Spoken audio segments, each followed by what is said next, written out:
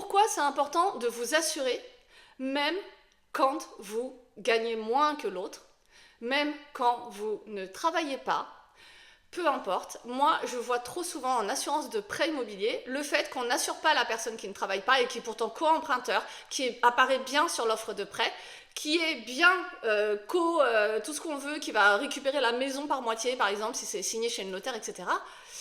Ou les personnes qui gagnent moins que l'autre dans un couple, où on assure la personne en 70% et l'autre qu'à 30%. Ok.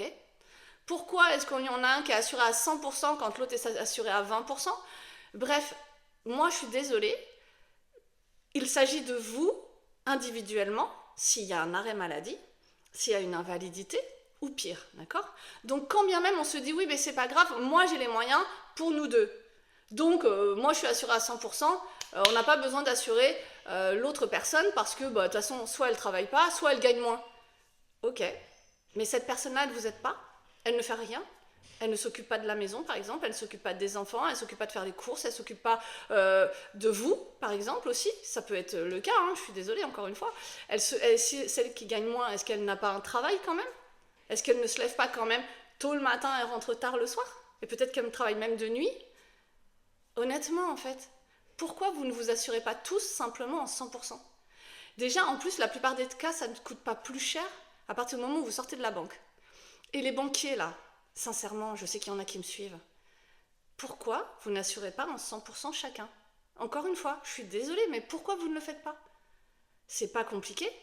Et oui, la personne, elle gagne moins. Et alors? Et alors?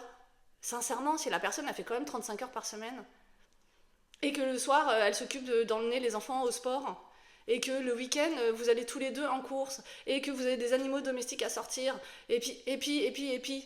Enfin, réfléchissez, en fait. Je doute quand même que vous, en tant que banquier, vous ne réfléchissiez pas de cette façon-là en vous disant, si ça m'arrivait à moi, j'aimerais quand même être assurée. Même si je gagne moins, parce que moi, je suis à la banque, et je sais pas, moi, mon mari est avocat indépendant, il gagne 10 000 par mois.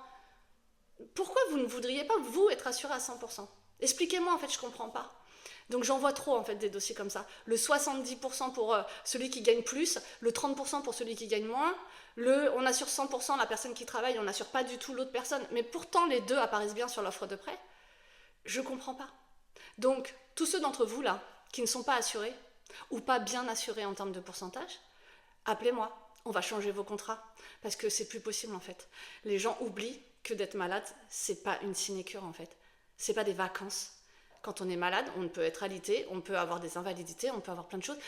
Et franchement, autant que le prêt soit payé par l'assurance, et le reste, on s'occupe de se soigner. On s'occupe de prendre quelqu'un pour faire tout ce que je fais d'habitude, mais là, je peux pas parce que je suis alité, ou hospitalisée, ou je ne sais pas. Vraiment. Allez, changez vos contrats.